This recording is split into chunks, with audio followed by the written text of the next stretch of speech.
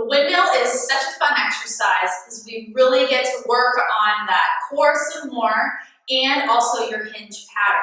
It's super important that you guys remember that this is a hinge pattern exercise along with the other things that we're going to be talking about.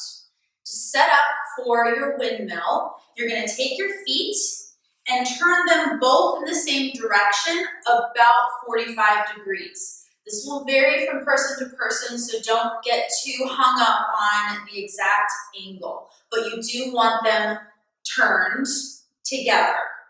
From here, you're gonna lock out this back leg, and I want you to think of putting 95% of your weight on this back leg. So my knee is gonna be locked out and pushed back into this hip. Jen Sinclair likes to call it the sassy hip.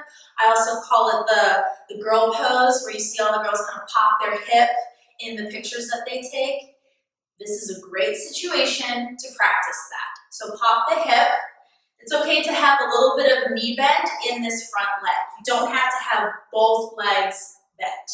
You can have some bend in that front leg, but I want this knee locked out, pushed back into your hip. We're going to start with a bottom loaded windmill. So your kettlebell is going to be on the floor. From here, you are going to reach down and extend this arm up.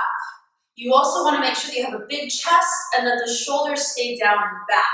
So I'm not just letting anything cave in here. I'm creating a nice long line, like a ballerina, from top to bottom, from fingertip to fingertip.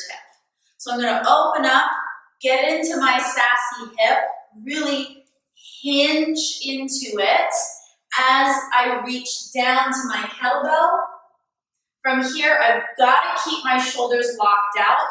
I'm hinged into that hip, and I'm going to come back up to the top of my windmill. You'll definitely feel this in your core. If you're feeling it in your back, it's incorrect. Make sure that you hinge into that hip to keep your core engaged. Slowly slide the bell back down and come back up. You also don't have to get the bell all the way down to the floor. If you need to raise the bell up because of your hip mobility, totally fine.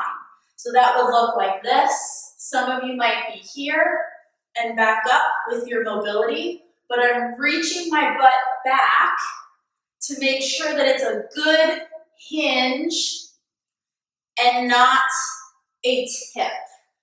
If I was to tip over here, my weight shifts into this front leg, and we want to make sure that your weight is shifted onto this back leg, so we push back into that hip as I extend down.